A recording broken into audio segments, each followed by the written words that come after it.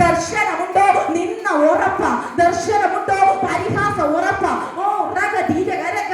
ദർശനമുണ്ടോ? സാധിക്കുന്ന മേഖലകൾ ഉറപ്പ.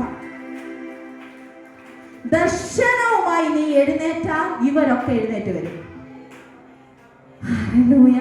നീ പ്രാർത്ഥിക്കാതെ, ആരാധിക്കാതെ, ദൈവ സാന്നിധ്യത്തിൽ ഇരിക്കാതെ ഇരുന്നോ, ഇവരാരും വരില്ല. നിങ്ങൾ ആരും നിന്ദിക്കില്ല. ഞാൻ സർട്ടിഫിക്കറ്റ് തരാം, ആരും നിന്ദിക്കത്തില്ല.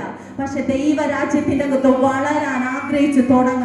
നീ പോലും അറിയാത്തവർ നിന്റെ ജോലി സ്ഥലത്ത് നിന്ന് എഴുന്നേക്കും, നിന്റെ ശുശ്രൂഷയുടെ അകത്ത് നിന്ന് എഴുന്നേൽക്കും, നിന്റെ കുടുംബത്തിന്റെ അകത്ത് നിന്ന് എഴുന്നേൽക്കും. കാരണം ആ വ്യക്തികളുടെ ഉദ്ദേശം വേറെ ഒന്നുമല്ല. ആ വ്യക്തികളും ദർശനം പ്രാപിക്കരുത്, നീയും പ്രാപിക്കരുത്. ആ വ്യക്തികളുടെ ഉദ്ദേശം വേറെ ഒന്നുമല്ല.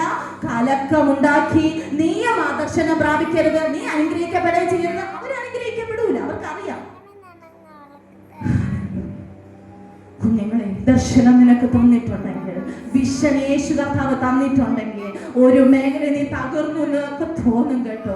പലരും നിന്നെ കൈവിട്ട് പോകും, പലരും നിനക്ക് വിരോധമായി സംസാരിക്കും. ചില ന്യായവിധി സഭകളുടെ മുമ്പിൽ മാറി മാറി യേശു കർത്താവിനെ വിസ്തരിച്ചിട്ടും പീലാത്തോസ് പറഞ്ഞത് വളരെ ശ്രദ്ധേയമാണ്.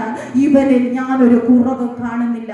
കുഞ്ഞുങ്ങളെ, ഈ ലോക ജീവിതത്തിൽ പലരുടെ മുമ്പിൽ ന്യായവിധി സഭയിൽ നിന്നവരായി ഇതിന്റെ അകത്ത് പലരും ദൈവരാജ്യത്തിന്റെ അകത്ത് നിൽക്കണമെന്ന് ആഗ്രഹിച്ച നിങ്ങളെ ചില ഇടങ്ങളിൽ കൊണ്ടുപോയി നിങ്ങളെ വല്ലാതെ മുറിപ്പെടുത്തിയിട്ടുണ്ടോ? വല്ലാതെ നിങ്ങൾ ഭാരപ്പെട്ടിട്ടുണ്ടോ? ഞാൻ ഒരു ദൂത് നിന്നോട് പറയാ.